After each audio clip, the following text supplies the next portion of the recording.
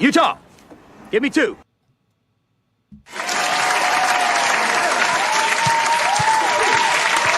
Hey!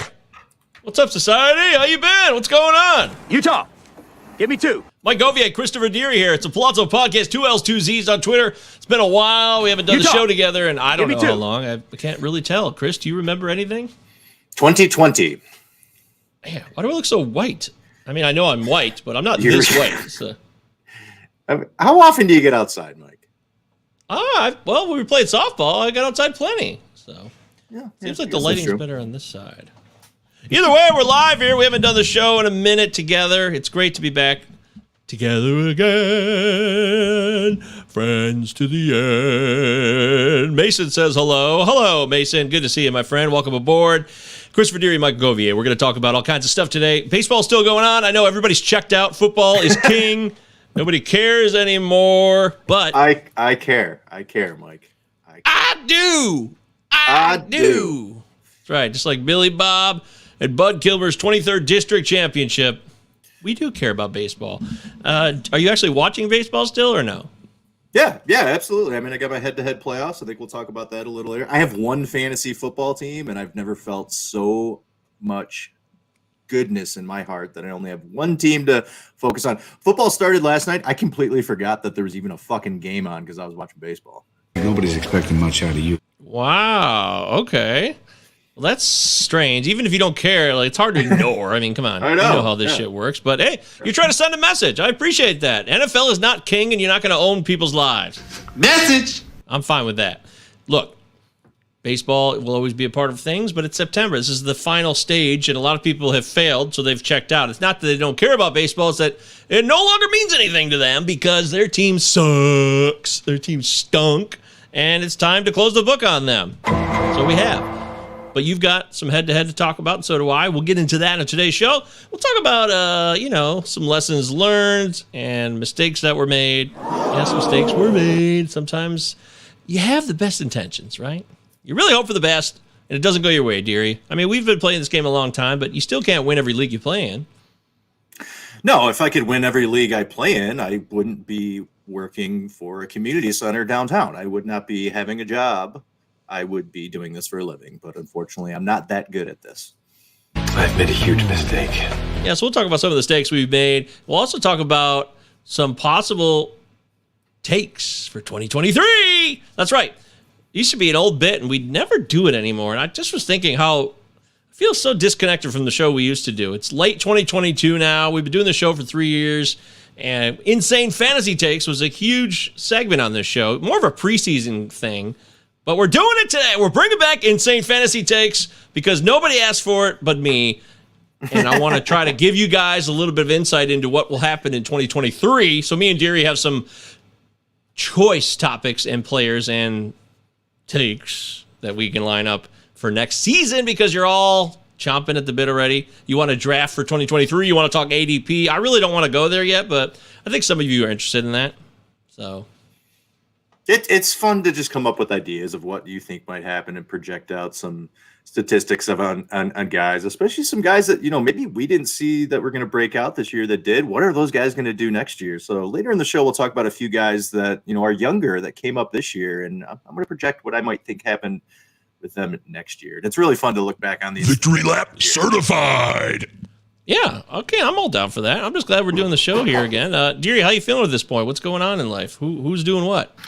Who's doing what? Who's shaking who? I'm feeling good, man. It was a really busy summer, which kind of took me out of doing this a lot. I did do a ton of golfing this summer. I actually golfed yesterday. I golfed to the Michigan golf course. Remember, I think you and I golfed the Michigan golf course years ago. Sure. Yeah, when I was a student there, I tried to get on that course as much as I could. Those were my golfing days. The heydays! Yeah, I played it yesterday. Yeah, did you drink a Busch or a course? What was it? I had 2 Labatt Lights after the round. I did not drink on the round. I golfed with a couple former coaches. Yeah, it was a good time. It was hot as balls out, but it was good. Well, that's a surprise. I really thought there would have been lost one ball. Tours. No. So I've told this story always comes up when we talk golf, but we have an old friend of ours named Mike who would always go through all of the woods on every hole to try right. Find balls. He didn't give a fuck about playing the game of golf. He just wanted to try to find as many balls as he could on each hole. It was pretty annoying. You would be in a cart with our friend Michael, and you'd go out to hit your shot. You'd go back to the cart to get in to drive to his ball, and he wasn't in the cart. You couldn't see him. You'd look backwards. You'd look up the fairway. You couldn't see him, and then you just see a guy rummaging through the fucking bushes and in the woods, and he'd come out like, "Hey, I got 6 balls. Yeah, this is great." Like, dude, we're like, there's people behind us waiting. Vivian's having a heart attack because he's like, man, we got to finish the round. People are on our asses. He didn't care. He didn't care about his score. I think he would find more balls than the 108 he would shoot on the course that day. Whatever, motherfucker! That was basically Mike on the golf course. And he didn't care about the golf. I'm here for the balls, you fuckers. Gnostic Baseball. Gnostic Baseball. This is a new name. Welcome to the show, Gnostic Baseball. Speaking of lost balls, how is Keibert Ruiz doing? Yeah, dear, you hear about this? The Keibert Ruiz crisis? I saw you posted something about it. Give me a little background on Keibert's old. It's real simple. He took a ball to the balls. He took a shot to the balls as a catcher, and he had to leave the game yesterday with swollen testicles. It said in the Yahoo byline, swollen testicles, and then he had to go to the hospital later, but I'm sure he's fine. As somebody on Twitter stated, or maybe it was Discord, I can't keep track of all these social medias, somebody gave him a lot of shit for that. They probably made fun of him because he was in all these headlines and news and notes about his balls being swole. That's brutal.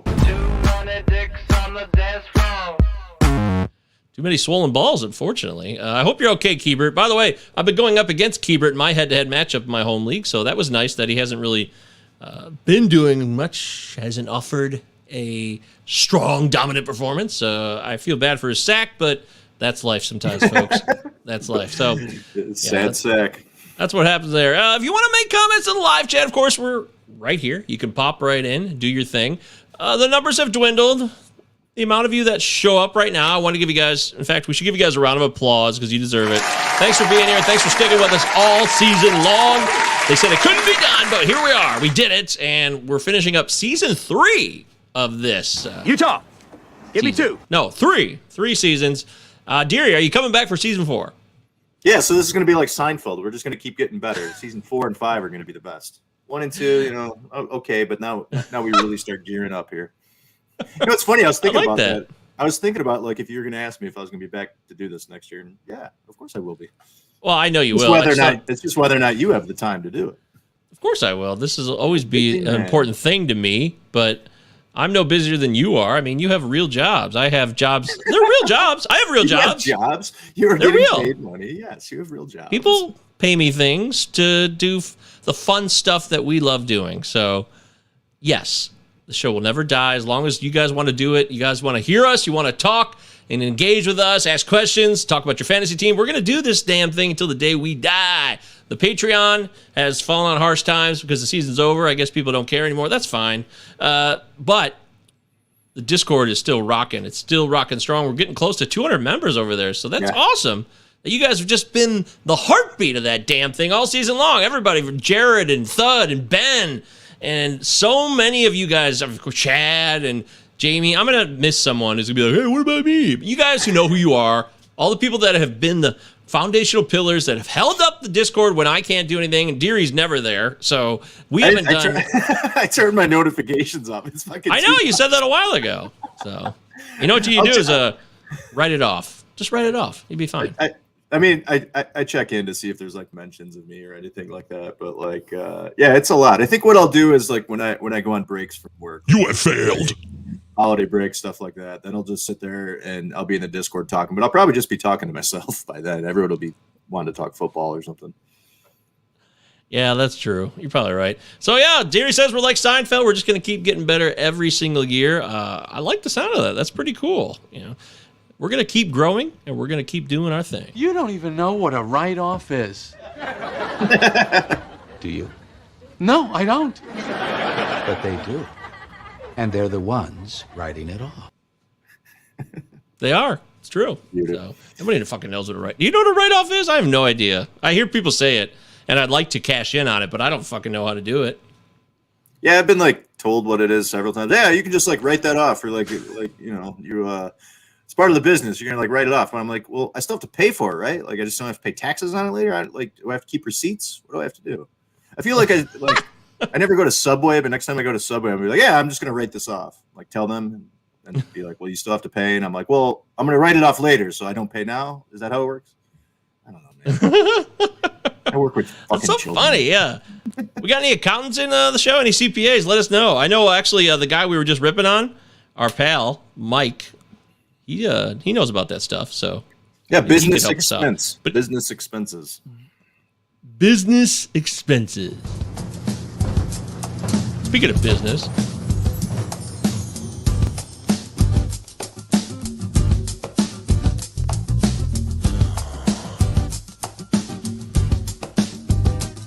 You know, it's funny. We don't get. Yeah. Oh yeah, we don't get dinged for this song on YouTube. I played. Did you catch the Cinema 9 where we did Last Action Hero? No. Oh, I can't. You missed it, dude. Big Gun. No, here's why. I've never seen the movie. Oh my God! You know Big Gun, but you've never seen Last Action Hero? Yeah, I know Poor Big bastard. Gun. I know AC/DC's Big Gun, but I've never seen the movie, so that's why I didn't check in.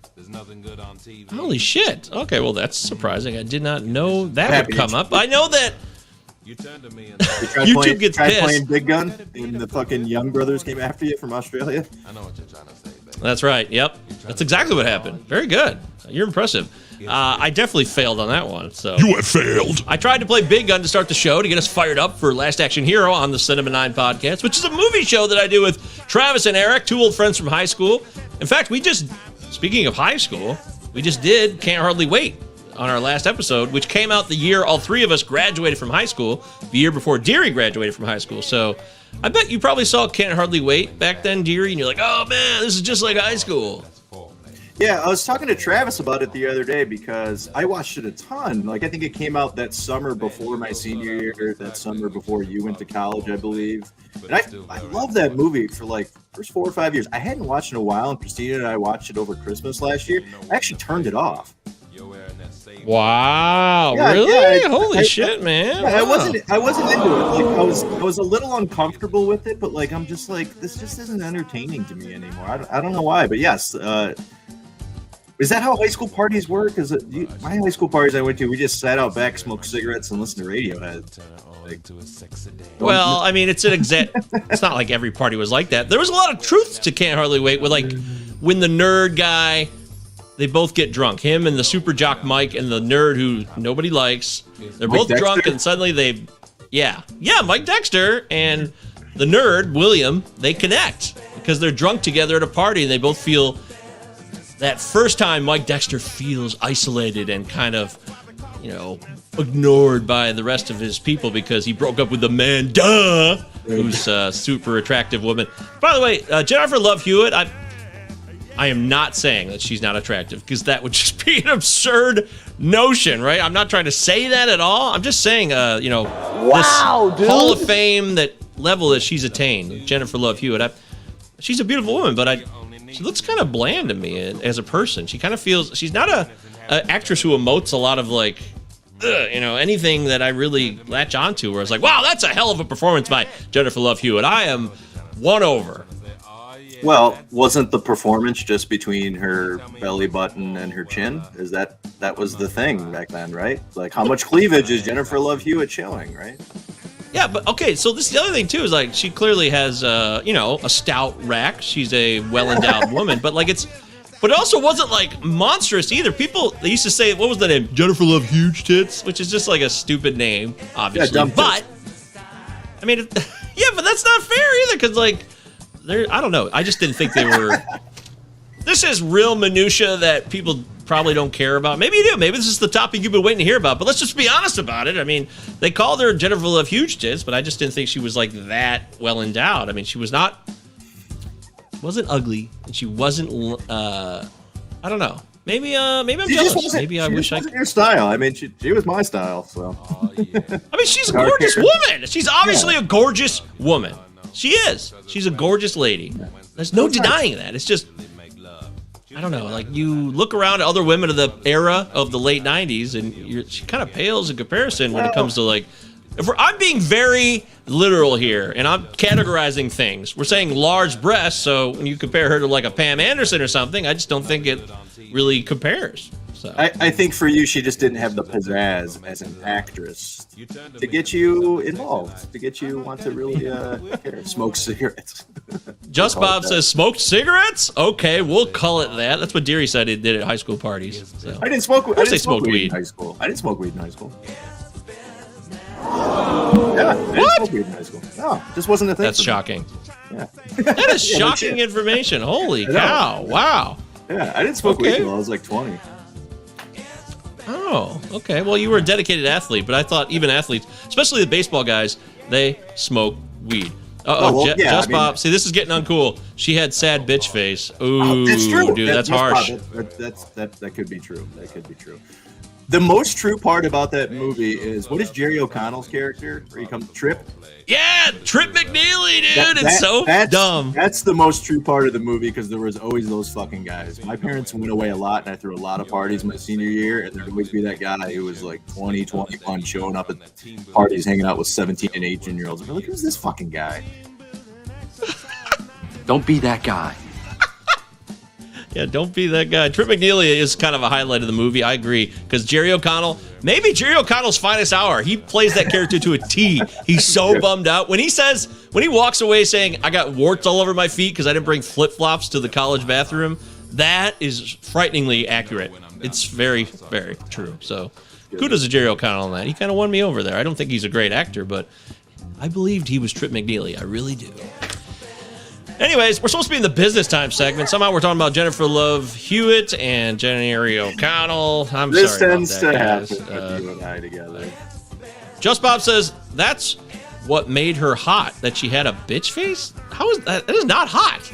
Just Bob, come on, dude. You got some, unless you got your own kinks, and that's fine. No kink shames here. If you got to do your thing, you want someone to scream at you. If you wanted to be BDSM to death, maybe Jennifer Love Hewitt's your fantasy. Maybe he's more of a Geller fan. Who's more of a Sarah Michelle Gellar fan?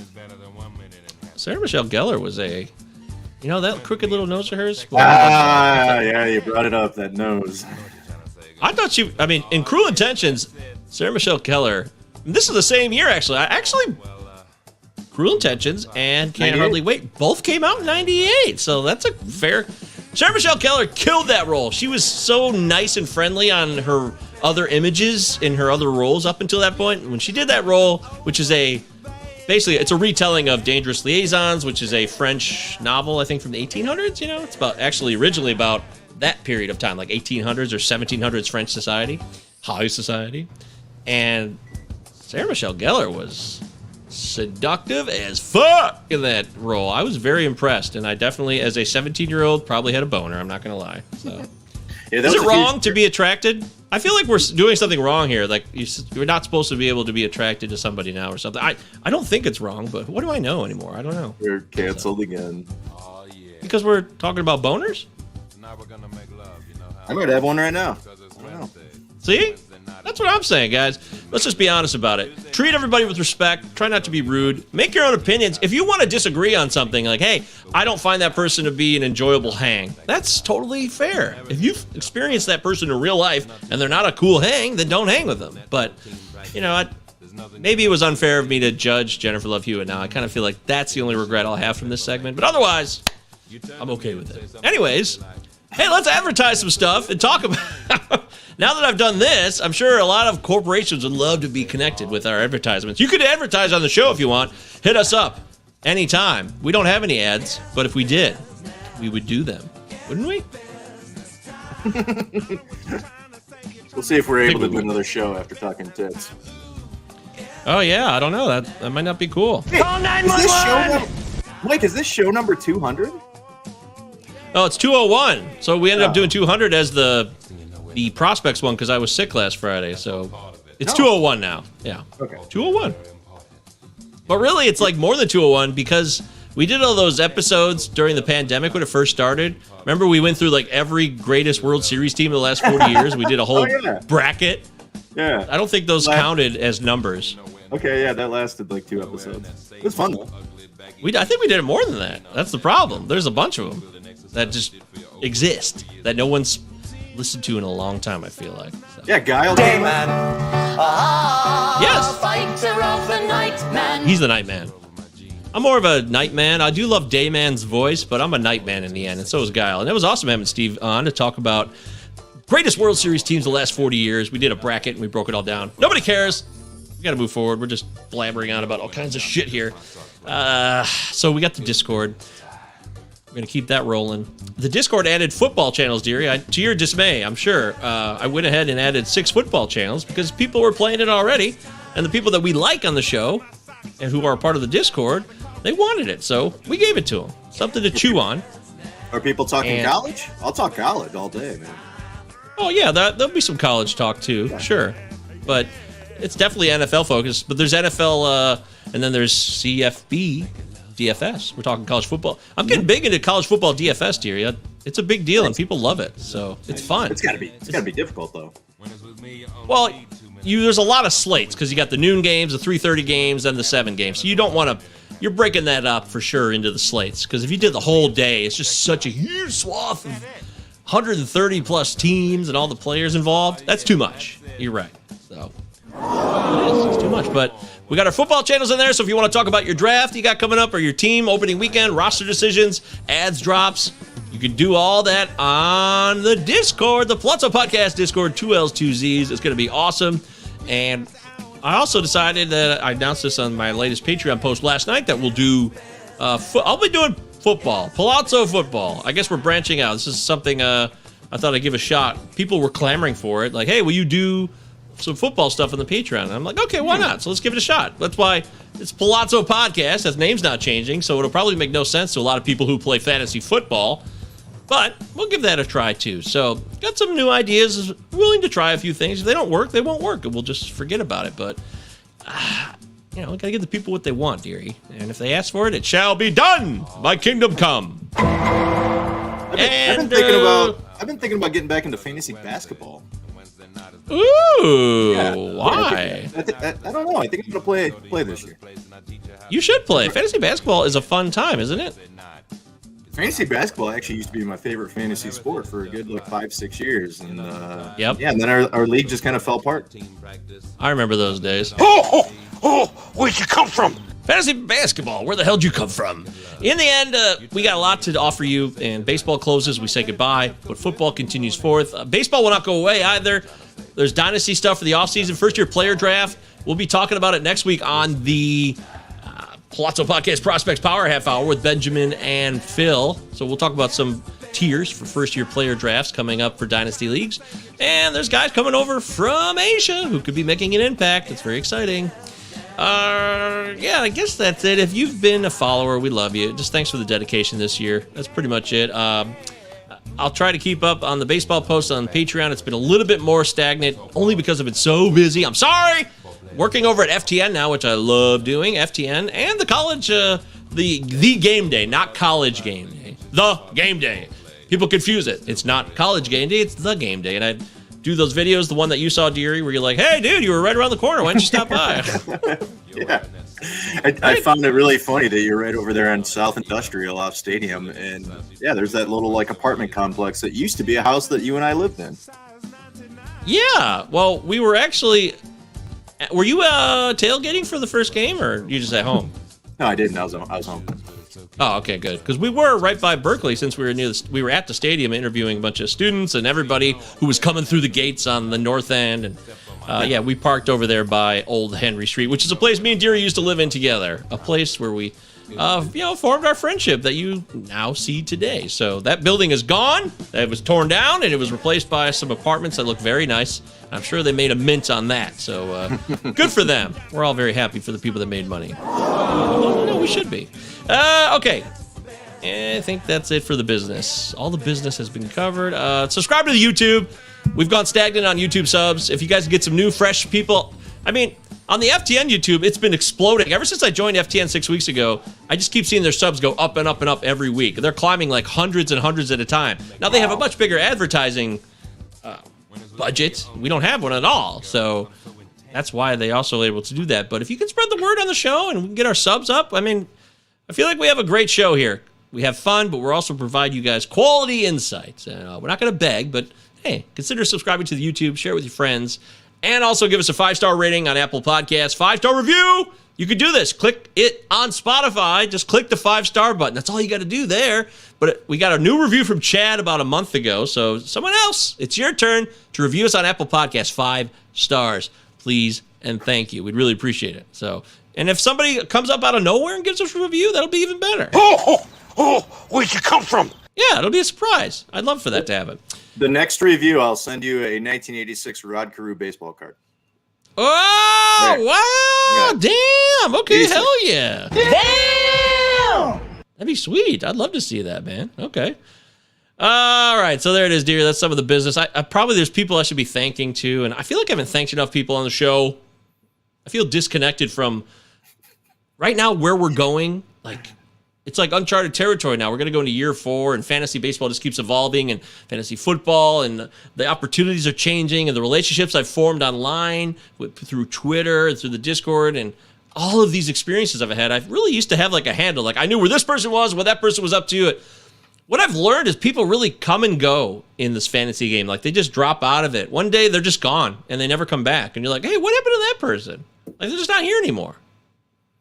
Well, Mike, I don't think you can ever say that you're not a grateful person because, I mean, you know, once a week, maybe once every other week, you talk about how grateful you are for the opportunities and the connections that you've made over the past couple of years. So I don't think we have to sit here and talk about it on the pod. I know that you're very grateful for all the opportunities that have come our way, all the awesome people that we've met. But I agree, like, yeah, sometimes people are into it. You become really close talking, you know, baseball with somebody. They're checking in on your pod. You're maybe listening to their stuff, and then all of a sudden they're gone.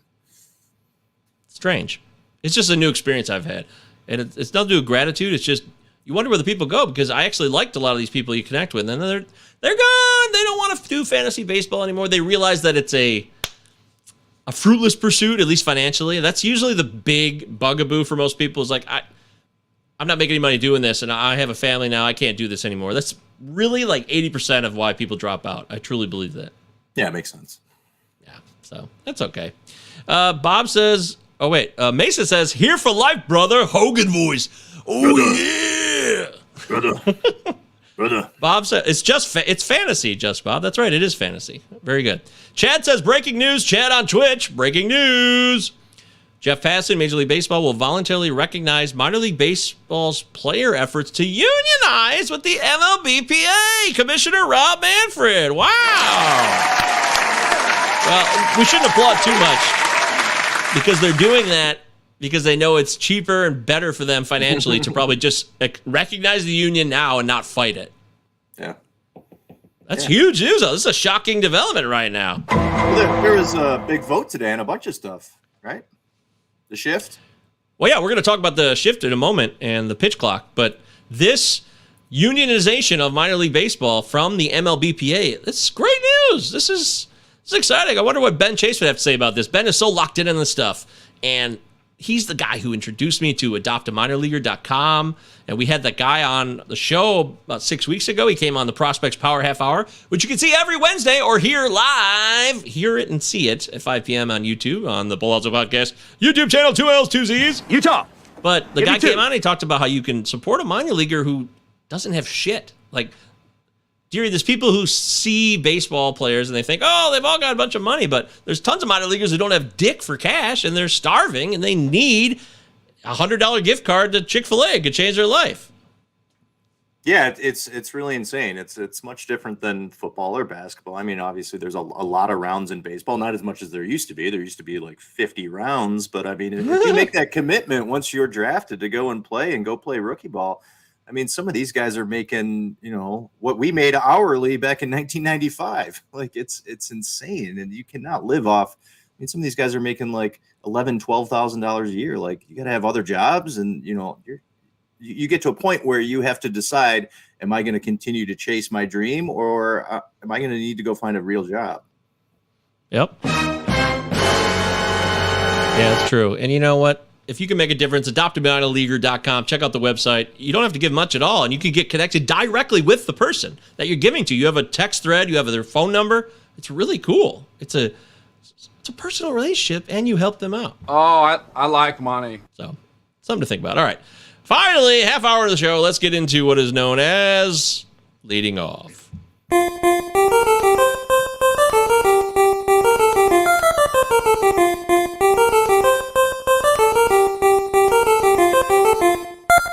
Yay! All right, well, it's real simple, Deary. Leading off. Good.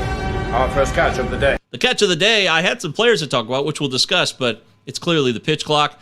We already knew the shift was coming. That was not news. This is not some story that's breaking. Like, holy shit, the shift is coming. Wow, dude. Wow, dude. No, we already knew that. And we've been prepping for that. You should be planning for it in your dynasty leagues and your keeper leagues.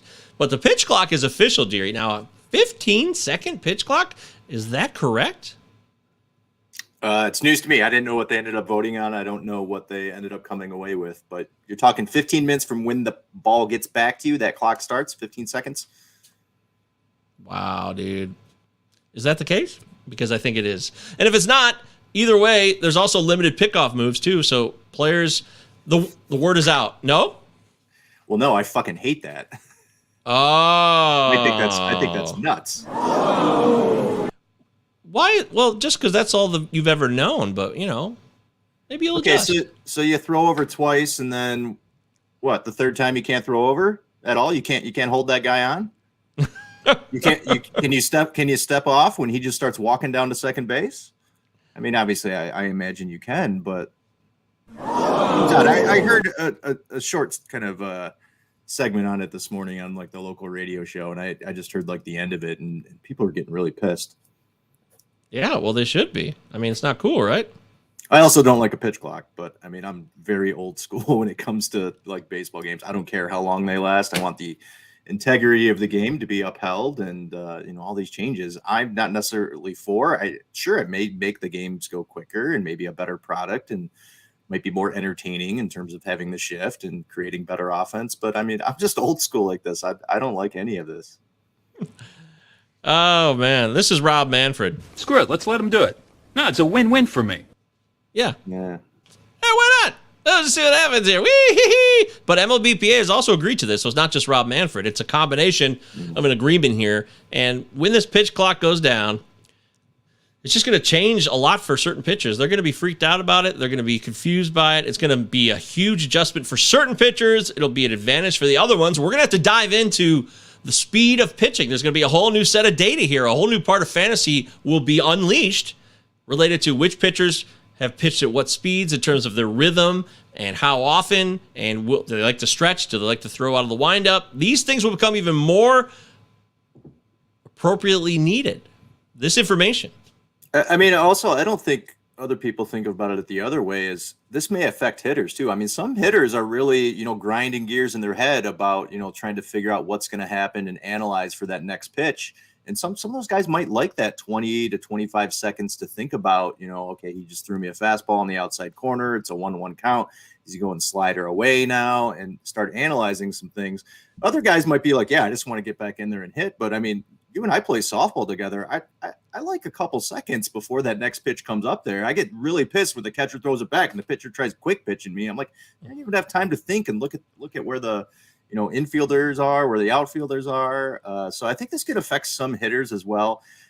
And it'll be interesting. There'll be a lot of analysis in the offseason looking at pitchers who tend to work very quickly anyways, or maybe some other guys that labor a bit and like to step off the mound, shaking off signs, stuff like that. So it'll be really interesting moving forward. 15 seconds. It's pretty quick, though, in my mind. Hey, you got to pay the troll toll, and that's what they're doing now. They're trolling us. I feel like we're being trolled in a way. It's kind of weird, Troll toll! I do. I really do. I was texting with some of my high school friends today, and I don't like the shift. My buddy Derek loves the shift. He's like, oh, everyone's throwing 100 miles per hour now. They need to fix the offense. And I'm like, I have the best idea that they should change. They're talking about how the season is too fucking long, games are too long, this and that. Travel is insane.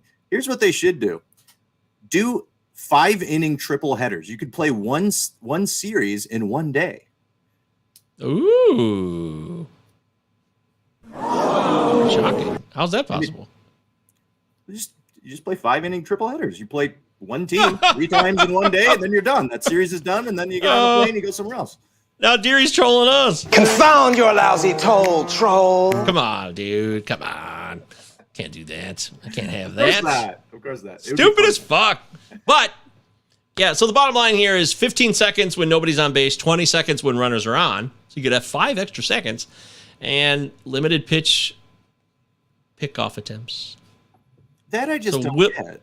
Will the stolen bases rise a great deal, though? That's my question to you. Because it's important, right? It has to.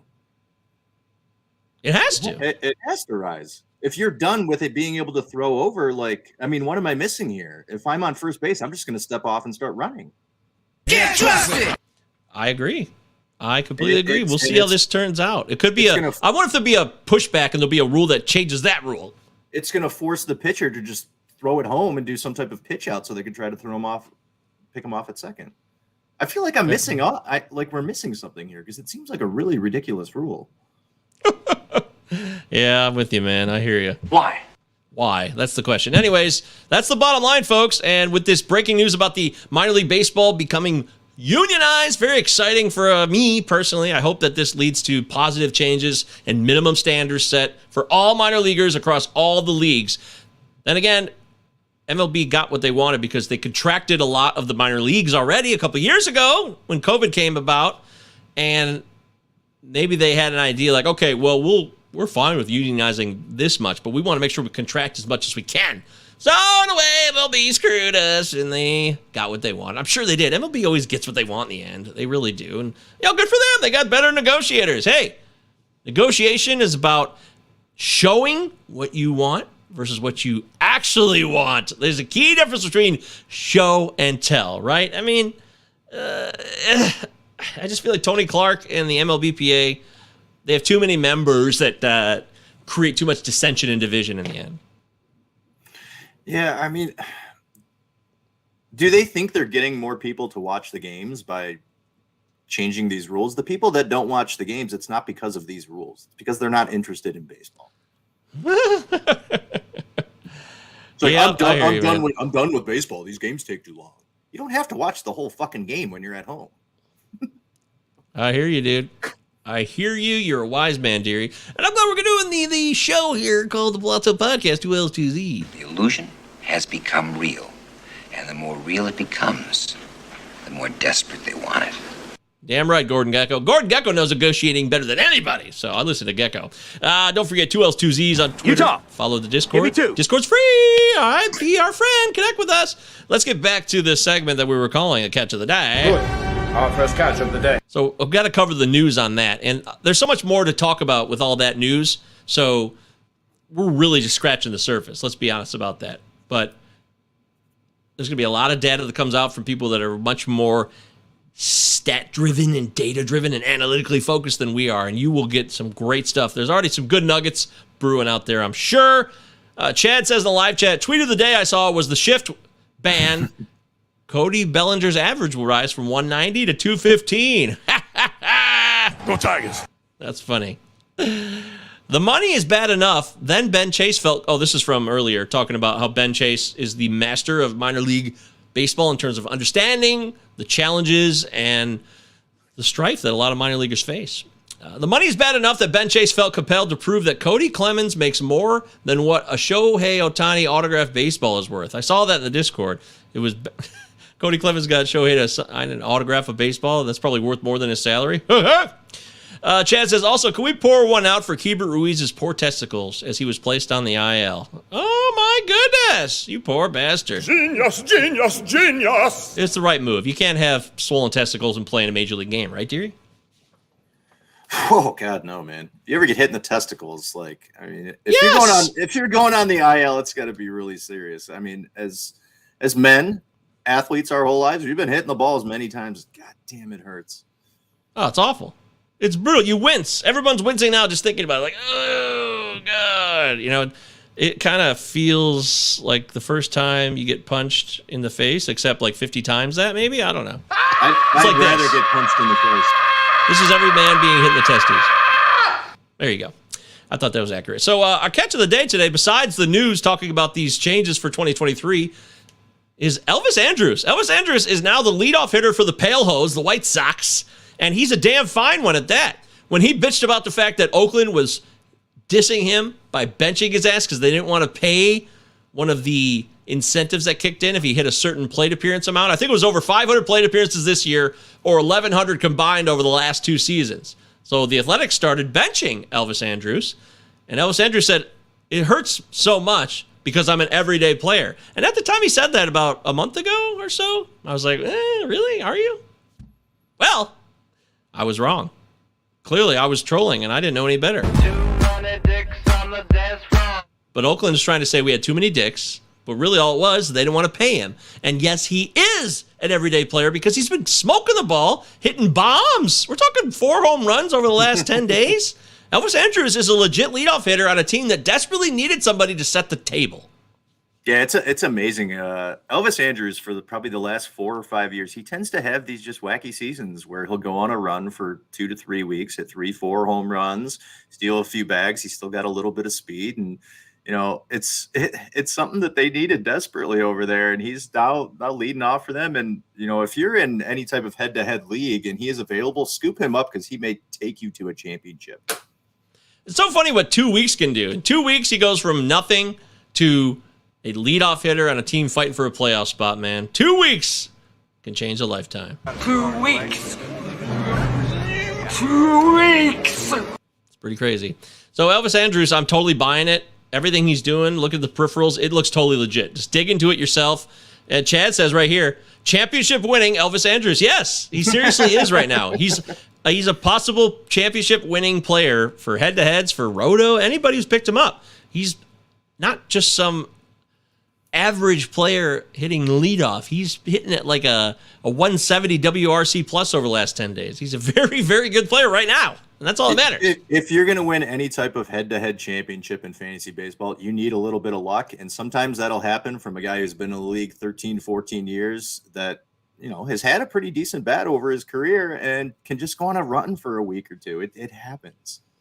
Yeah, some people wanted Elvis Andrus to change, and initially he was like, And you want me to change? Fuck you! But then he changed, and that's great. So if you got him and you picked him up, great. If you haven't picked him up and he's still on your wire, I don't know what you're waiting for. You better get your ass to Mars and get him on your squad. Very exciting times for Elvis Andrus. Another catch of the day for me, as someone I like to point out these things as part of the show. Good. Our first catch of the day. Lewis Brinson sighting, Deary. Now, this was shocking. This is brief. This is less impactful. But Lewis Brinson came alive this week for the Giants to hit a couple home runs. And is there any reason to think that Lewis Brinson is going to be a big part of the Giants' plans in 2023? Lewis Brinson?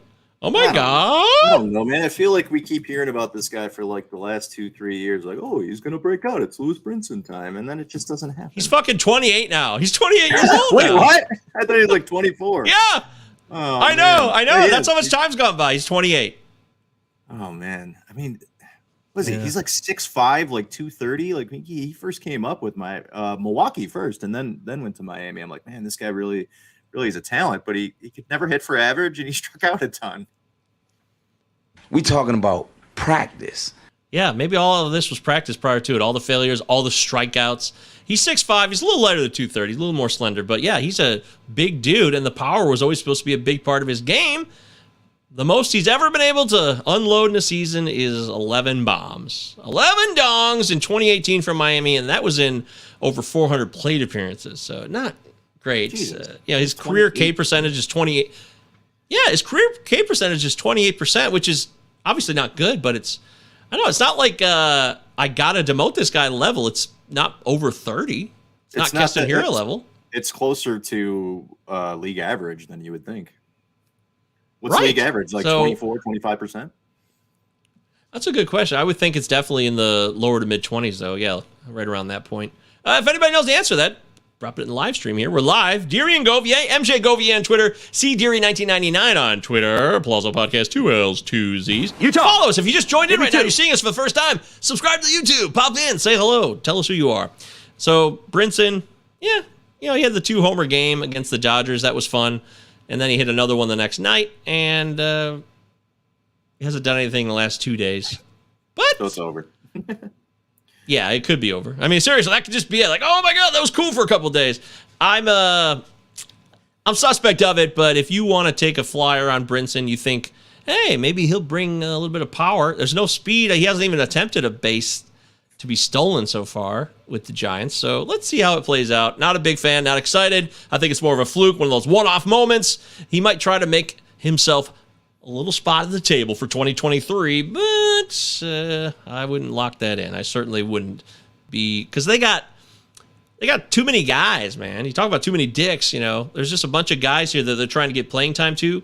So it's also an inconsistency here because he's not in the starting lineup. He's getting to play when he can. Luis Gonzalez is in there, Jock Peterson, of course, and Mike Yastrzemski in terms of the outfielders. And then the DH rotates between a couple guys with Wilmer Flores getting most of the run there. So I don't know. I wanted to mention it. I just thought it was something that was worth mentioning, but that's it. Lewis Brinson, over and done with. No one cares. As Chad says, Brinson is on the all what-if team, along with Daniel Robertson. Oh, from Tampa. I remember him. When he was still in the Tampa system, but Tim Beckham. Oh, remember Tim Beckham, Deary? Mm-hmm. Shortstop. He was a number 1 overall pick. I believe, like the number 1 overall pick. Yeah, he was. We saw him. When did we see him last? I feel like there was a flash of him like a couple years ago where he actually had like a couple. Oh, he's been on rosters this year, Deary. He's still around. He showed up again. He came back from the. He's always on the brink, and then he's coming back from the dead because people see that number 1 overall pick and they think about the talent. So people like the Twins. He played in 12 games this year for the Twins. The old Mickey Moniak. 30. Yeah, 25 plate appearances, a 36% K rate. So, although there was the 1 year in 2017, Deary, 2017 in Baltimore, that was a great year for him.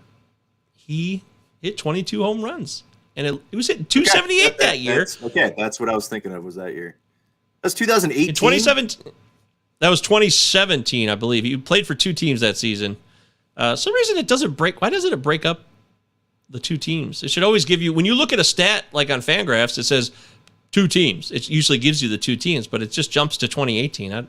That's a mistake. Anyways, for the whole season of 2017, he hit 278, and that's in 137 games, 575 plate appearances. So there was a spark there that looked like, Tim Beckham might be figuring it out, but it wasn't meant to be. How old is he now? Yeah, 32-ish? What? Where's time going? Yeah. Was he just drafted like 6 years ago? Deary's like, where are we? What's happening? Yeah, is everyone trolling me? Confound your lousy troll. I'm still 37, right? No. Yeah, you're still 37? That's awesome. I don't think that's true, but I'll roll with it. All right, I want to talk about the Pallazzo Podcast Invitational. There's nothing of note to report from me and Deary because I'm sure we're trash, right? Yeah, it's over. I think I'm in 12th place now, so I've jumped up a little bit. I've been between 10 and 14 all season long. It's just not a good year in the Pallazzo Invitational for myself. I love rumors. Yeah, I'd heard that rumor. That's fascinating. And the Pallazzo Podcast Invitational, we'll pull it up here so you can see it live here on our stream. We've both not really had a chance, but just because we don't have a chance doesn't mean we're not supposed to talk about our very own league. So we got to give respect to those who have done it, the ones that came before us, and the ones that are currently kicking ass. So kudos to them. As you see here in the standings, and I pull it up live, let me tighten this up a little bit. There we go.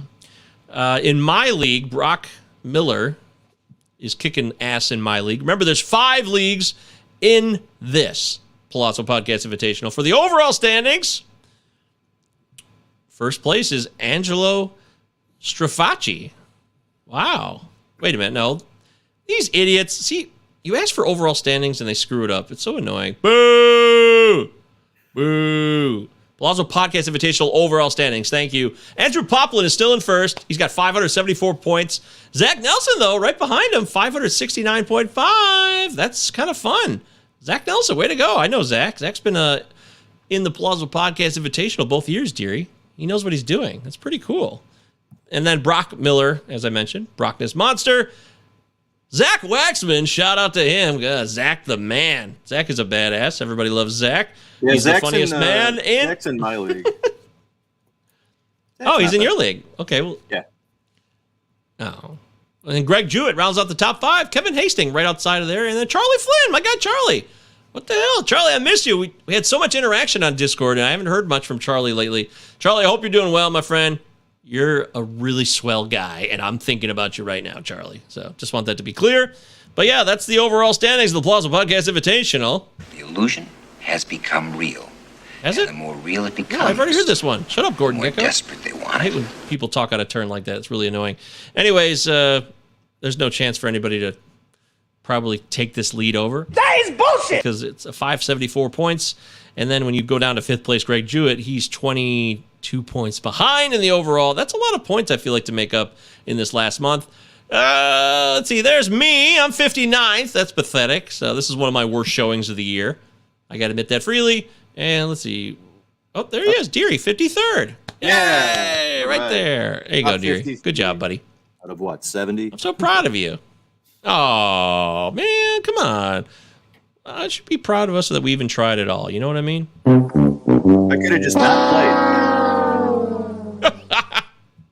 Well, shout out to everybody in the Pallazzo Podcast Invitational. You guys are killing it. Shout out Charlie. Shout out everybody who watches our show and gives their time and energy to Pallazzo at all. All right, let's talk about GLARF next. So GLARF is what, Deary? Tell people what GLARF is. Great Lakes Area Fantasy Baseball. GLARF. Oh my God, what's wrong with you? Are you sad about it? Is that what you are? You like? Is this what you're doing here? Because you're I had a lead for 4 fucking months, and now I'm in 5th. Oh, yeah, but that's how you know it. I mean, yeah, okay. Well, yes, you're in 5th. So here it is. GLARF has an overall, which is Earth, and some guy. I'm so sorry. The dude who I don't know your name, who does all the Earth standings and keeps it updated. Shout out to him. But he runs the Earth standings and posts about it on Twitter every week. So Dave McDonald has overtaken the lead. That's not a surprise, Deary. Deary, he did it last year. It's your first year. Last year, I was in first for a long time, and then Dave took over around late August, and that was the end of that. So that's what Dave does. I mean, it's been really, really exciting over the last couple of weeks because, I mean, let me just list some of the people who were in first place at one point over the last couple of weeks. Sarah Sanchez was in first place at one point. I mean, she's now in 8th. Yep. Jenny Butler was. Obviously, Dave, Max Freeze, going by Cliff Gannick on here. He was at first at one point, and now Dave's in the lead. Yeah, I'm right behind you. You got 98.5 points. I've got 97. Dave's got 106. So we're in this. I just haven't been able to move beyond where I'm kind of at. But Deary, you should be able to. What looks like your pitching has hurt you recently. Yeah, Verlander and Gonsolin went on the IL. I mean, I've had the top offense, statistically throughout most of the summer here. You and I have kind of been going back and forth in batting average between 1 and 2, but some of these pitching stats, like my whip, I went from like top 6 in whip. Now I'm 10th. ERA, I'm at 7th now. Cole Irvin got bombed the other day, and I knew it was going to be tough. I knew it was going to be tough for me because I'm in last in stolen bases and I'm near the bottom in saves. I knew I kind of kicked those down the road, and it was going to be really tough to win a championship without getting any type of production from both of those areas. But hopefully I can, make a run here in the last couple of weeks. And, I think a top 3 finish would be really solid for me. It'd be great if I could somehow take over Dave and take first. Well, you're the team that drafted Aaron Judge, so you've benefited from Aaron Judge's season this year. So that's very cool. I think that's awesome. And it's not over, folks. This thing is never over. So just remember that. GLARF is a lot of fun. I love being a part of GLARF. I'm grateful that you're in GLARF now, too. It's so cool. And everybody who plays in GLARF, we represent the most competitive league. I think we're still first among all the leagues in terms of the highest percentage or the most average standing. We have the best ever standing. Yeah, we have been. Which is weird because I don't think we've had anyone in the top 12 or 13 in overall. But if you look at 12 to 30, it was mostly GLARF teams. Deary, if you want to feel old, says Chad, Kryptonite is a 22-year-old song. 3 doors down. Yeah, I used to do that 5 to 6. Yeah. I used to do. I know that. I know every single lyric of that song because we used to do that in my old cover band called 5. In fact, here you go. Look at this. There it is. 5 to 6, baby. Playing the Velvet Touch this weekend. That's right. Major glare there. Look at me playing that bass. Yeah, look how cool I look. It's my stepsisters. That's my dad there on the left. What are you looking at? Yeah. Looking up towards the sun. Yeah, I don't know what I'm looking at there. Yeah. When's the reunion tour? When is the reunion tour? That's right, man. We We played Kryptonite. If I go crazy, you should call me Superman. We did that shit. We did, by the way, Russell's popping in. Tarf! Hey, no tarf in here. Take your tarf and stuff it, Russell. We're GLARF people here, not tarf. Texas? Fuck Texas. That's right, I said it. Russell says, I've climbed to the top 10 overall. Good for you, Russell. You should. You're the fucking man. Russell got a big tweet blow up yesterday. We didn't even mention this. That's part of the business time I forgot. Russell got a huge run on his tweet where he said Reggie Jackson is finally proven innocent for not killing the Queen in the Naked Gun because the Queen died yesterday. And Russell got mentioned, and it was in an article. Somebody put the tweet in their article. It was like it blew up a bit. I thought that was funny. Wait, who originated the tweet? Was it Russell? No, okay, so Russell made his own tweet about Reggie Jackson finally being proven innocent, and then Reggie Jackson did his own tweet after the fact, I think. Russell's tweet was related to Reggie Jackson being saved by an American hero, the time that Reggie Jackson and the Queen were saved by an American hero. Lieutenant Frank Drebin, of course, the one and only. So Russell is the man. Russell's so funny with gifts and shit. That's just his thing. He's always been good at that, and I'm glad that he got a little run. And, it was a great chance for Pallazzo. We should have took advantage of it more yesterday with the Queen passing. The Queen was a huge part of the Enrico Pallazzo Naked Gun original, and maybe we missed an opportunity there, Deary. Yeah, we should have done an emergency pod and just talked about the Queen and Ricardo Montalban. Ludwig? That's right. Vincent Ludwig is a scumbag, man. He was a businessman. He liked East German men. And he was living a lot of lies. Just be honest about who you were, Ludwig. That's what you got to do. Just be honest. Keep it real. So, anyways, the Queen, may she rest in power. I don't know if that matters to some people. Certainly not a big deal here on this show. But Why should I tell you? Maybe this'll help. I still don't think I should tell you. Can you spot me at 20? How about now? All right, I'm going down to Ludwig's office. I'll find out if you're telling the truth. There he is, the one and only, the American hero, Frank Drebin. Believe it. It makes me think of that song right away. Remember when I used to include that when we did the Sharp Idiots? Believe it or not, I'm walking on air. I'm never going to be so free. I can't remember what segment that was. Like Heroes of the Week. It was about a Big Ten show, a college football show, and it was like the Hero of the Week or something. Yeah, who knows? I had a lot of bits back then. I feel like I've gotten lazier since we're doing this more. I'm not as creative. Where's all the creativity on this show, Govier? What the fuck? Come on. Shout out to the old show and its more creative roots. All Let's do a reunion show. Sharp Idiots reunion show. I would love to do that. I mean, I love college football. I'm talking my college football plays over on FTN. I'm just saying. And things will change. I'm 11-4 against the spread after the first week. That's for real. It's all tracked on the FTN Bets Tracker, which is one of their best features because you have to put in every bet and then you have to grade it so all the subs can see what you've been doing. You can't hide it. You can't bullshit your way around anything. Your record is what it is, and I'm grateful for that because I love that transparency. It's really difficult in college. First week, you got like 60 transfer starting quarterbacks in FBS this year. It's really, really difficult to bet against the spread in college. So, excellent job by you. Hey, well, it's also there's a lot of teams that can blow out a lot of teams in college. So that's the other thing. So you just got to look at those and be like, oh, this team sucks. Like Tennessee, Ball State, that's a murder. Even Michigan, Colorado State, that was a murder. You knew that would happen. So yeah, it's just a little bit more of that. All right, a couple injuries of note. I'm supposed to play the Bye Bye Bye song, but we might get in trouble, so I'm not going to do that. Sorry, guys. YouTube gets pissed. Buzzkill. Thanks a lot, YouTube. I'm live on your airwaves, and I'm calling you a buzzkill. That's right. But Starling Marte's got a displaced fracture in his ring finger, one of his fingers. He did try to play through it. I think that's a mistake. Usually, these guys try to play through injuries like this. We're talking batting with a major league bat and major league pitching. Deary, the success rate for Starling Marte with this injury, it's got to be pretty low, doesn't it? I feel like you can only make it worse until you're at least like 90, 95%. I mean, I understand the Mets are in a race right now to try to win that division, which is really important for a bye. But, I mean, obviously they're making the playoffs, and you're going to need a healthy Starling Marte. So he's on your fantasy team. I don't know if you're going to be starting him over the next couple weeks.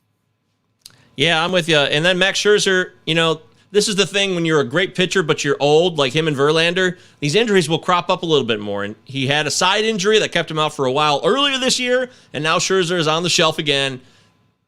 I doubt we're going to see him for your regular season, and he's not going to be useful. Like I don't see how he can come back here and be anything other than maybe one start at the end of the last week of the regular season, right? Yeah, and Showalter was even talking about it. He's like, it's something minor, but we're being extremely cautious about it because we're trying to win a championship. They don't care about our fantasy teams, unfortunately. And when you're an older guy like Scherzer, and you also mentioned Verlander, when you get older like that, those super small injuries can turn into much bigger injuries, or it just takes a lot longer to get over them and recover. So I don't think Scherzer is going to be helping you out here over the next few weeks as well. Yep, there's injuries everywhere, guys. You got to be prepared for them.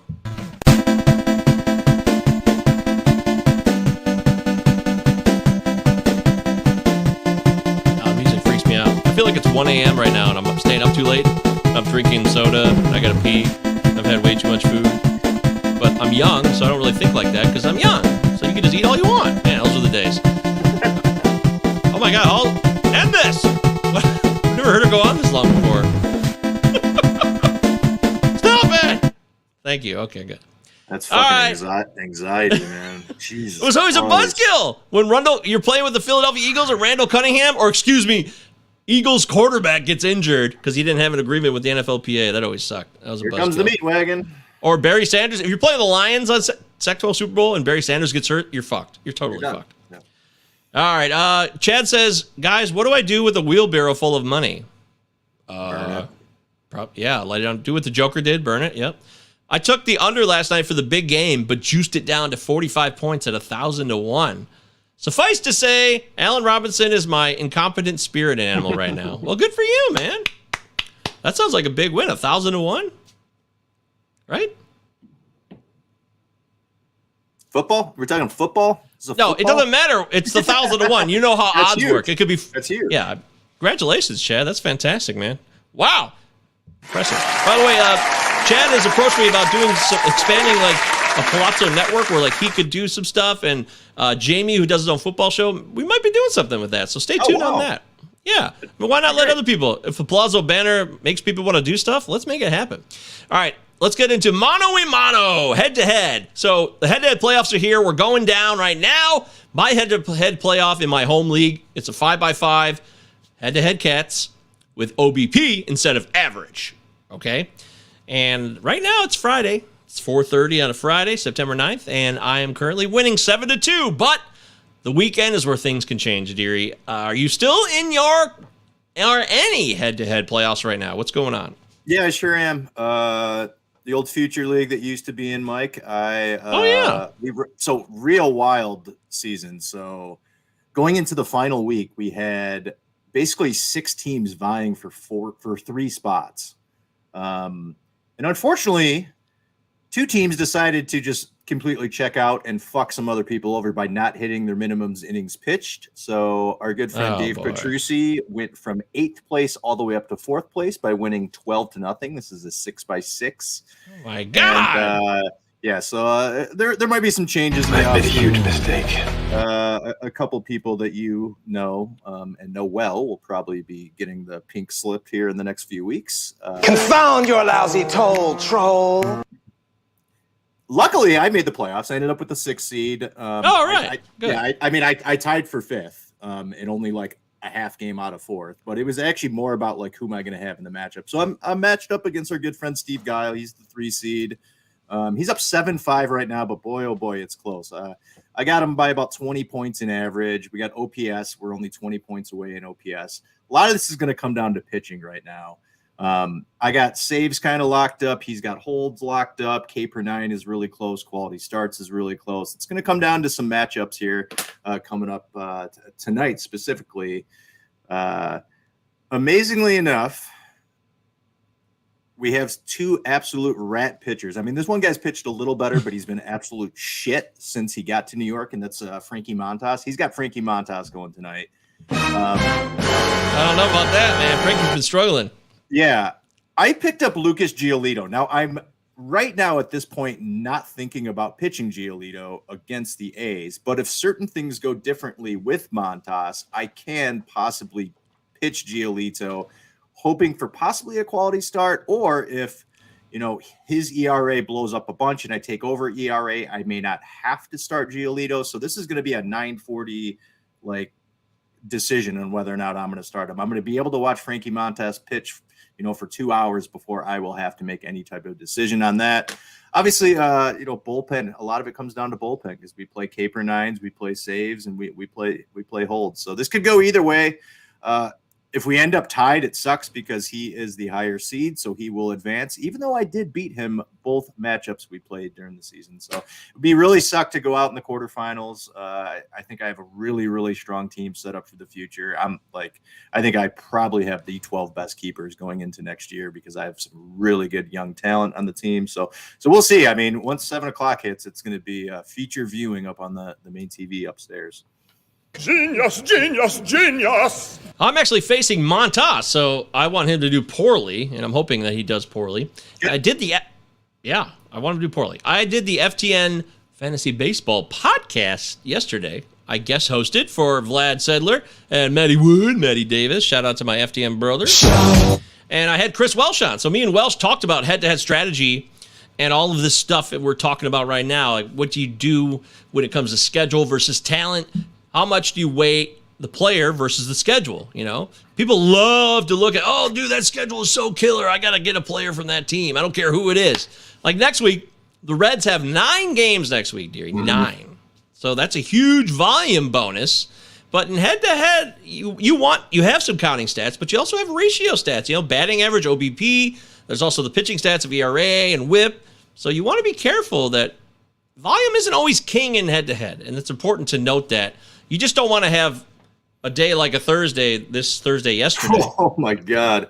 Yeah, it was light. I was freaking out. Guile had a possibility of having 6 players play, and I only had the possibility of 3 players play. 3 of his guys didn't play. They sat. I, luckily enough, had 2 spots that I could drop 2 guys. They've kind of been my streaming positions all week. I picked up Yastrzemski and Voit. Yastrzemski was in a doubleheader, and he ended up getting 2 hits in the doubleheader. And then I picked up Voit, so he got 2 hits. So it was actually, I picked up 5 hits. It worked. Both those guys are off my team immediately because I need more spots. But luckily I was able to stay within striking distance in those categories because as soon as I started looking into the playoffs, last week, I'm like, you got to be kidding me. There's only a couple games on Thursday, and I don't have any of these guys on my roster. So, and it was the waiting game because I had Colton Wong, but Wong didn't play in the doubleheader. He's got a knee situation, and I was like, okay, I got to wait till they announce the lineup. And you don't want to make if you're in daily moves here, you don't want to pick somebody up the day before if you don't know if he's going to start. So you got to wait until they actually announce the lineups because you just don't want to pick up a guy and then all of a sudden he doesn't play. But our daily moves are for tomorrow, so I can't do that. Take a risk. Yeah, we did. It's daily moves, but it's not the day of. Yeah. You got to do it the day before. That's stressful. Why. Yeah. Exactly. That's why I changed that in that league a long time ago. I wanted to do that. That's too important. It sounds very stressful what you're going through there, and the odds were against you. About a 9 on the tension scale, Rube. I also felt that adding a guy yesterday who was playing in the doubleheader with the Giants and the Brewers was a benefit. So I picked up Thairo Estrada to get 2 games out of him, but he ended up going 1 for 7, and he killed my OBP. So that was a mistake. Now I only have 1 move left because you only get 2. That's right, Utah. You only get 2 moves in the playoff weeks. Give me 2. That's it. So those 2 moves are precious. So I've wasted 1 on Thairo Estrada. That's gone. Now I have 1 left. So the decision tonight, Deary, for me is Nick Lodolo at the Brewers. Now, Nick Lodolo, last start was fire, 9 Ks, total dominance. Even in the starts where he's been a little rusty or not ideal, he's still striking out a lot of guys. But the context is king here. My matchup situation dictates that I'm up in strikeouts. We do strikeout totals, counting. So I have 51 to his 39 as we head into Friday. And I only got Lodolo tonight. He's got a couple pitchers going. Montas is one I already mentioned to you. And then Carlos Rodon. So that's a big strikeout potential there. And then so I'm plus 12. He's got 2 starters. I got 1. But the other part of this is the ERA and ratios. So the ERA and WHIP, I'm ahead.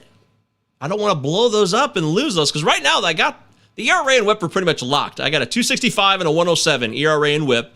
He's at 482 and 147. So So I might end up having to lose K's, but maybe I can sacrifice K's because I want to lock in ERA and WHIP, and I've got runs and RBIs and OBP pretty much locked up. So that's 1, 2, 3, 4, 5 categories locked.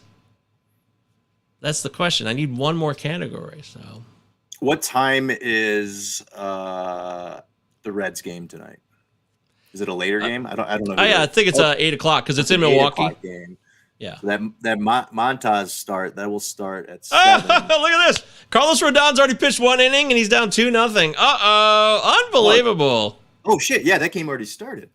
So that means that he's already added. I'm still at 51-39 and Rodon has already struck out 2, but he's already given up 2 runs in the first inning. So that's good news. It's funny. It's similar to my matchup that it is going to come down to what Frankie Montas does. Now, Frankie Montas's last start, amazingly enough, was against the Rays, and he actually went 5 scoreless. His 5 starts before that, he gave up 20 runs, and he was really, really poor. Right. So even if this guy overtakes K's, he's got a couple more starts coming up this weekend. I won't lose those 2 ratios, and wins are tied at 2. So that's the other thing. Wins are tied. Mm-hmm. K's are close. Saves I'm going to lose. I'm down saves to 2 or 3-0. It doesn't seem like I'm going to make up ground. Suddenly, Edwin Diaz is no longer the closer in New York. He's had a killer season, but no saves in like the last 10 days. Total buzzkill. Man. So, Chad says, I'm up 9-8, 6th and final seed on the line versus 7th place with a half-game lead to start the week. Wow, that's amazing. Wow, that is intense, dude. I'm currently winning a whip tiebreaker at the moment, so I'm terrified. Yep, again. More tension. A lot of tension today. The tension scale is rising. About a 9 on the tension scale, Rube. Chad says, I wouldn't be in question if the guy offered 3 better prospects for Sal Frelick, accepted since my opponent wanted Frelick for Bone. Okay, well, that has nothing to do with that. This is why I love head-to-head so much, because these final weeks when you're in the playoffs or just trying to get into the playoffs is so stressful with the matchups of what you're going to do, specifically with your pitchers. You got ratios that you're dealing with, Are you the type of guy that just, hey, I want to pitch everybody because I want to see what happens, or do you try to play conservative? It's kind of like betting on over unders in football. Like, do you want to see a crazy offense, or you going to root for a boring game? Yep, that's a good comp. You're always trying to spin it and hope it gets to the way you want it to be, but sometimes it's out of your hands. Spin it. Josh Young's batting 7th and starting at 3rd base in his MLB debut tonight for the Rangers. There you go. That's bad news for Ezekiel Duran, by the way, who hasn't been playing that great anywho, so whatever. I love Duran, but this year I think he's pretty much toast for the rest of this season. But Josh Young, whose brother was drafted by the Tigers in the MLB draft, Jace Young. So that's exciting. Josh Young's getting a lot of hype, Deary. Are you a fan? Are you interested in Josh Young? I was a fan when we did the GLARF draft because I drafted him like, what, wow. 3-4 days okay, well, that says it all, right? Oh, yeah. I forgot that he was injured, and I was kind of half in the bag when I made that pick. Hey, well, that says it all. He's had, about 100 plate appearances at AAA. I mean, that walk rate has not looked good at all, but it should be closer to 8 or 9% over a full, season at Major League. Above average bat, and he has some decent power. So he's somebody who could provide some offense for you here over the stretch run. The last thing I'll say about head-to-head is make sure that when you're weighting the schedule versus the player, like Deep Fried Butt Leavens, that's his name. Actually, I know his real name, but I don't want to give away his name because he hasn't given it away. But he said, hey, I'm thinking about picking up Spencer Torkelson for next week. What do you think, Govier? And I was like, I'm not sure about that. The Tigers have the Royals in Houston next week, 6 games.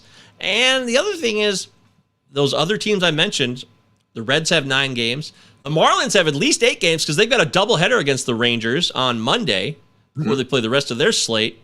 So, also, the Coors Field situation. Coors is always going to be attractive, Coors, right? Because of the power possibilities and the offensive capabilities. And there's 3 games at Coors next week. And a guy like Mike Talia, who's been called up and hit a home run the other day, the youngster who was a first-round pick in 2019, might be a better play than Spencer Torkelson, Deary. So you got to think about you can't bet on hope of a prospect this late in the year either. You really want to see a guy who's, I know Torkelson hit a home run, so it's like, oh, yay, woohoo, yippee, wow, but I don't know.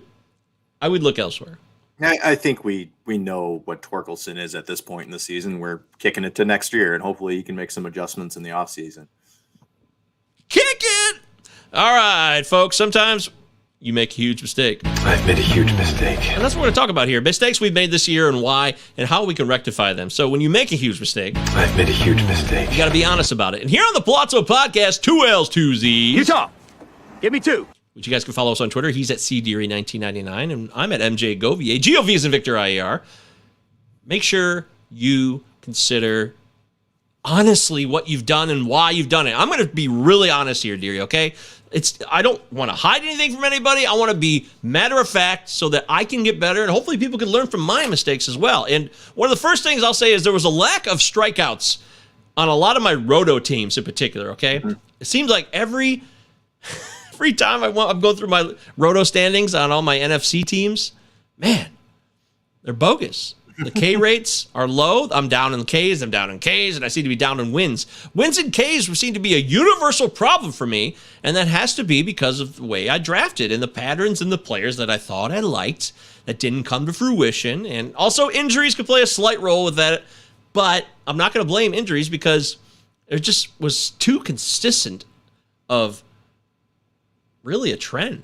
So I got to work on making sure I'm identifying strikeout pitchers, and maybe I get a little too connected to the low ratio guys, like a Marco Gonzalez. Like I'm not drafting Marco Gonzalez anymore, okay? I got to go for guys with more risk and K upside, like a JT Brubaker, somebody who's going to strike out more, but also might give up a little bit higher ratios, but then I'll balance it out with another guy who's not Marco Gonzalez, but there's somewhere in between that. You know what I mean? Well, it's that balance of rotisserie that, that when you're doing your research, there's so many names that are just going to jump out at you when you are figure out where you're drafting at. You're trying to construct a team, but you're trying to construct a whole team here. You can't just be like, okay, I'm digging for all the home runs this year, which is kind of what I did in a lot of my roto leagues. And, I'm not going to win any of my roto leagues because I just didn't construct a solid enough team. And that's on me because, I see that somebody drops and I'm like, oh, this player, I want this player so badly on my team. It's just going to boost my home runs up more, my average up more. But sometimes the smarter pick might be like, hey, I can get a guy right here that's going to steal 25, 30 bases. And then I don't have to worry about, getting a ton more stolen bases out of my other guys. If I can get a third of the stolen bases I need from one guy. So it's really interesting. It's funny. You were talking about Ks and wins. In GLARF specifically, I have the most wins in the league, but I'm like bottom third in strikeouts. So I feel like a lot of my pitchers just came from really good teams, and that's true. I had Tony Gonsolin and Verlander. That's 30 wins between the two of them. Yep. Yeah, I'm ninth in Ks in GLARF as well, so I feel that. I really do. I mean, I look through all these NFFC teams, NFFC is football, NFBC is baseball. And since I'm doing both now, I start to confuse the two. First time in my life I've had this crisis. I know it's a serious crisis. I'm hoping to do something about it soon. Stunning. But look at this real quick, because the proof's in the pudding. Ks. In my main event, yeah, I'm in 11th in my main event. This thing's brutal, by the way. Look at the names. Scott Genstad, Brent Franey is Zimmerman, and Tanner Bell, who write the book, The Process, which is very popular. Ray Diaz is a former champ. Dave Potts as well. Paul Sporer. Emmett Rulin was runner-up overall, I think, last year. Second overall in the whole thing. This thing's loaded. Dalton Del Don, Justin Mason. Man, it's tough. So I'm 8th in Ks. There I am, down there. And if we take a look at another league, I bet I'm lower in Ks as well. Pallazzo Podcast Invitational. Yep. Oh, I'm actually 5th in Ks, so that ruins my argument. Sorry, my bad. Really was hoping. Oh, Radslam is trash. I can't even. Radslam team was terrible. They kicked me out a while ago. There we go. TGFBI, I'm 2nd. I'm in 2nd place. 39th overall. That's pretty good. But 12th in Ks. If I had gotten up to where like Aaron Pags is there, another 100 Ks would have been a huge boost for me. You know what I mean? And it's these lack of Ks that is pretty much consistent. Here we go. Again, 2nd to last. And this is a team that I'm 5th in. This is in the Battle of the Podcast in my league. Deary, how's your Battle of the Podcast league doing, by the way? What's that? Battle of the Podcast? Oh, shit. I have not been good in there. I have not been good. Where am I at? Oh, okay. Yeah, so in this one, I'm fifth. I did well in Raz Slam this year, though. I made the first 2 cut lines. Nice, dude. That's awesome. But you see my point here. So I'm second to last in Ks. So I'm just showing you the trends of the Ks that have really hurt me, and it bums me out. And I just wish that I had noticed it. I didn't see this trend during the drafting season. Second to last in Ks again in my Midnight Madness, Mike the Mouth, 12-team OC. So there you go, guys. Why am I not having enough Ks and why? I'm going to investigate this all off season and make sure I change it. Deary, you got anything you bummed out about or you wish you would have done differently, or you're realizing that, frankly now, as you look at it, it's a huge mistake? I made a huge mistake. Yeah, I wish I didn't draft Lucas Giolito and Jose Barrios in almost all of my leagues. It just any team that I don't have them on, I'm doing well. Any team that I drafted those guys, just completely fucked me. I mean, both those guys ERAs north of 5. Somehow they both have 10 wins because they're on decent teams. Barrios leads the league in home runs given up. He's given up 28 home runs. Both those guys just completely fucked me. In a lot of my head-to-head leagues, I went after the Jordan Romanos and the Liam Hendricks of the world, so that helped me out. But I just didn't stack together a quality enough team. I mean, Gleyber Torres, I thought he'd have a bounce back. And there was about a good month and a half that he looked really good. And then he just kind of fell off and didn't really do anything. A lot of these teams where, the counting stat of walks, I don't have anyone on any of my teams over 60 walks. Well, let's see, Matt Olson, 66 walks.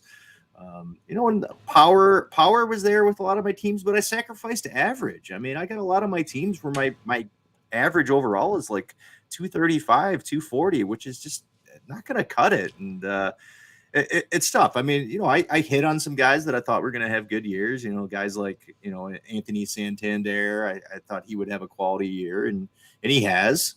But there's guys like Wander Franco. He's just been out, which he's actually going to be back tonight. But I took a flyer on him in the 5th round, and he's been injured almost the whole season. I drafted him in GLARF. Yeah. That injury bug is going to hit a lot of people. But even a guy like Brandon Nimmo, he's had a quality season. But God, I wish I could get a little bit more out of him. He's going to get to over 100 walks, 265 average. But if Brandon Nimmo could put out, hit 25 home runs and have 65 RBIs, he ends up being a top 70 player instead of outside of top 100. So there's guys that could have had better seasons. And it's frustrating. A lot of my roto leagues, like I talked about before, it was just not constructing a quality enough team overall. And, some of these roto leagues, I'm heavily stacked with, power hitters or, guys that get a ton of wins. But when I'm kicking other stats down the road, it's really, really tough to win in roto leagues. So a lot of lessons learned and a lot to take into going into next year.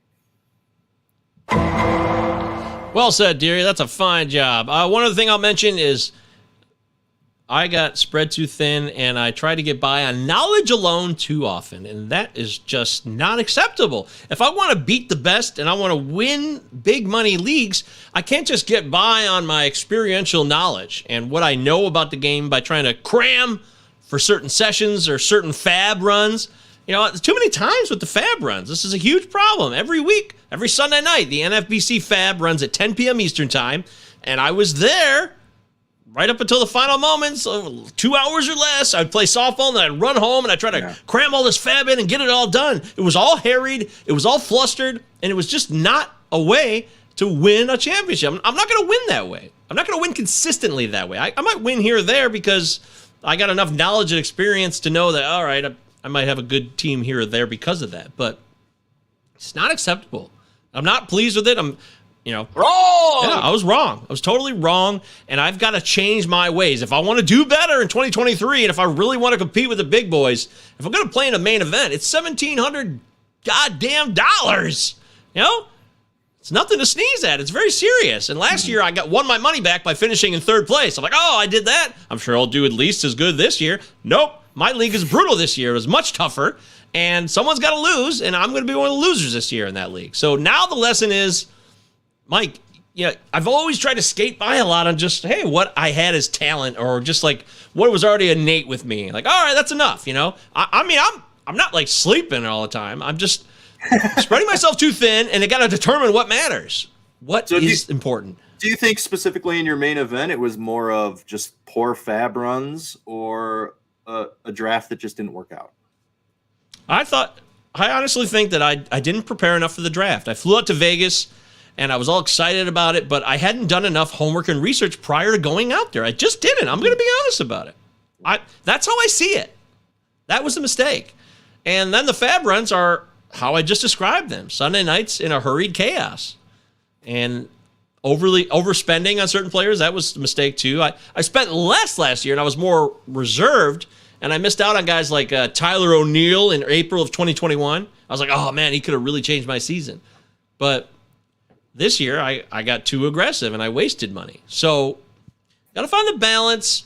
It's part that, it's part of what I just told you. I should have, even though we were doing shows and I was thinking and living baseball, I got thrown off by the CBA lockout and I let it affect me too much and it bummed me out and it made me disinterested in baseball, which is not how you're going to win big money leagues. Even if that's happening, I got to be prepared. I got to be ready to rock, and I can't worry about what the players and the owners were doing with the CBA. I should have been focused, locked in, and I hold myself to a higher standard than that, or at least I thought I should. I know I should now, but at the time, I guess I really didn't. I got a fix for next year, Mike. We didn't do enough shows leading up to the season this year. Yes, I definitely remember that. Well, we went extreme the year before, and then we went too extreme this year. Yeah, we got to find that middle ground. Yep, that's a good point. Yeah, so that's how those are some of the mistakes. A couple of I've made a huge mistake. There's probably more, and we'll think and talk about more of them. I just want to get to one more part of the show before we hit the road here on the Pallazzo Podcast. 2 L's, 2 Z's. Utah. Christopher Deary, Give me Michael 2. Govier. Follow us. Our Twitter handles are right here. CDeary1999. Deary as in dearly beloved. And MJ Govier. G-O-V as in Victor I-E-R. Let's talk about sex, baby. Let's talk about you and me. I feel like I'm really regretting that Jennifer Love Hewitt talk earlier. I'm going to get in trouble somehow now. It's really starting to set in. It's on my mind a lot. I just want everyone to know that I'm a fat asshole, so I'm no way responsible for judgment. People out there, you look a certain way, you are a certain way. That's fine. But I held celebrities. I think celebrity culture is out of control, so I like to make fun of celebrities. So maybe I went a little too far with that. But, I sit in judgment of no physical human being. I mean, look at me. Come on, look at this. Beautiful. Look at me. End of story. Just see me and know that I don't think I'm better than anybody else. I don't think I'm better than Jennifer Love Hewitt, although I still think she's a poor actress. And, maybe I went a little too far with the breast talk. I'll leave it there. All right. It's time. One time only. One night only at the Apollo. Remember that? Did you watch that on HBO? They used to have the one night Apollo. It seemed like in the 90s there was this big rise in more mainstream comedy from the African-American culture with One Night at the Apollo was a show that I saw all the time in the 90s. And Def Jam. Do you remember Def Jam comedy? That was a huge deal in the 90s. I used to watch it on HBO up late all the time. And it exposed me to a whole bunch of people I never knew about before. Yeah, followed by Taxi Cab Confessions. Yeah, that's the kind of show. Oh boy, see, why do you keep bringing up these things? That, brought that up. It's the kind of show when you're a teenager, you're like, oh man. In the 90s, you kids now, you're all looking at porn like it's nothing. Pornhub is mainstream, it really is. But back in the 90s, late 90s, Taxi Cab Confessions was all we had, folks. I'm just gonna say that. And even it wasn't that great. You'd be all excited, like, oh man, this is an after hour, like Real Sex. Sometimes on that show, Real Sex would they would have like the most bizarre, weird shit that was not a turn on at all. I was like, oh, well, I'm young. I don't know everything, but I feel like I'm not into this. So, yeah. Anyways, it's time for one night only Insane Fantasy Takes. Insane Fantasy Takes. Why you taking that player? Insane Fantasy Takes. Why you taking that player? All right, so Insane Fantasy Takes used to be a key part of the show last year. It's so good to hear that once more. I just got like one or two real quick, and it's not even that insane, really. I think next year, Randy Arozarena is going to have a 30-30 season. The only reason I say that is because he's close to 30 steals now. He's got 27 steals, and he just hasn't had the power stroke. I think a slight adjustment with his swing, less ground balls, a little bit more loft, and in 2023, I think 30-30 is very doable for him. I like it. Yeah. What about you? You got anything for next year? Insane fantasy take of anything? I got a few. I've really been digging on O'Neal Cruz, just with how hard he hits the fucking ball. He hasn't been striking out as much lately. I think O'Neal Cruz hits 35 home runs next year. I think he's only going to bat maybe 225, 230. But anytime he puts the stick on that ball, it's going in the damn Allegheny River over there in Pittsburgh. So, I think he goes 35, and I think he even swipes 15 to 20 bases next year. Possible 35-20 guy. He could be a top 40 pick next year. I like O'Neal Cruz. Wow. Insane fantasy takes. That's impressive. Okay. I'll give you one more here. Next year, I think universally Shohei Ohtani will be the number one. He should be the number one overall pick. Everyone loves Shohei. Yeah, absolutely. He should be the guy. But next year, in 2023, Trevor Rogers will be a top 15 starting pitcher. Insane fantasy takes. Lock it in, folks. It just didn't go right this year. There was moments and flashes, but it was consistently getting hit and giving up walks. And then he went on the IL, and since he's come back, he has returned to the form we all expected of him. He is a stud. I seriously think that changeup, and yes, some people call him a 2-pitch pitcher, like, he doesn't quite have 3 pitches. That's always a red flag. I get that, but I think he's going to come back in 2023, and he's going to be lights out. And the guys and the numbers we saw in 2021 will be much closer to that, which makes him a top 15 pitcher, a starting pitcher. So he's going to have a Dylan Cease year next year then? Well, hopefully with less walks. Cease's walks are a little unnerving for me. But, yeah, I guess you could say that. I just think the FIP and the ERA, Cease's ERA is 2.13, but his FIP is 3.02. So there's a little bit of a gap there. 3.02 ERA is still pretty damn good. I'm just saying that I think Rogers' FIP and ERA will be much closer together like they were in 2021. So I think it might even outperform Cease this year. I'm going to say that. I'm throwing it down. Love it. Give me one more. Logan Gilbert's going to be a top 5 starting pitcher next year. Top 5? Top 5 starting pitcher. He's 12-5 this year. I think he has the possibility to be a 20-game winner in this league. 3.23 ERA. His last couple starts, I mean, this guy has electric stuff. He, as long as he can locate well, which his walks per 9 have been pretty good. And I think these Ks are going to get closer to 10, 11 next year with that fastball that he's got. And I think he's going to be a top 5 starting pitcher next year. So I got Logan Gilbert locking in next year. Hell yeah, I love that. Insane fantasy takes. Why you taking that player? Insane fantasy takes. All right, well, that's pretty much going to do it for today's episode of the Pallazzo Podcast. A show that we haven't done together. Shut up. In a long time. We have not done this show together. It's great to be back on the airwaves. Me and Christopher Deary. We love doing the Pallazzo Podcast. We're always going to keep doing it. No matter what's going on in our lives, we'll make time for it. And we'll probably, let's see, I mean, we got a couple more weeks here. Head-to-heads will be wrapping up, and then Roto. Probably got a couple more shows before the season goes silent, and we maybe take a break. But just know that the show is fun. It's always going to be fun and hopefully informative. And we want you to win money, too. That's the key. We want you to win your leagues and win money. If we're not meeting that need, then let us know. Let us know if there's a need that we are not meeting. Right, Deary? I agree. Yeah, we'll do anything for you. But, yeah, hop in our Discord because it's going to be rocking all off season. We'll do anything for you. Wow. Yeah, we'll do anything. You want me to come to your house? Mow your lawn? I'm in. Dude. Yeah, all right. Deary's back massages are still available. He's making appointments now. Whatever happened to that guy? I missed that guy. I think it was Ryan. I haven't seen him in a long time. That's all around the show's been around. We got like old bits that no longer exist. Yeah, he lives in my basement now. Hey, all right. That's wonderful. Don't forget to follow Deary, CDeary1999, MJ Govier, Pallazzo Podcast. 2 L's, 2 Z's. Give me Deary, 2. get to the Discord. Patreon's there if you want it. We're going to be doing football. I'll be doing football anyways. I'm not sure in what capacity or how. Check out the FTN stuff I'm doing. You can find all this by just following me on Twitter. It all starts there. The game day videos I've been doing on TikTok are cool. If you guys mind checking those out, follow The Game Day or The Game Day NFL on Twitter. I got Lions videos I did with fans from them. And, of course, the Michigan game last weekend against Colorado State. I met Rob Sweat's daughter. That was mind-blowing. She was on one of the videos. It was like, oh, yeah, Rob Sweat's my dad. I'm like, what? Holy shit. That's funny. Yeah, I was like, my mind was blown. I'm like, I'm fucking old. That was a rare, I actually felt old, because Rob Sweat was a linebacker for the Wolverines back in like 96. So, woo! Wow. Anyways, it's a pleasure. Love doing the show. For C. Deary, I'm Michael Govier. We now turn it over to the one and only, the man himself, the official podcast of this man, the Pallazzo Podcast, Russell Crowe. Right, lads.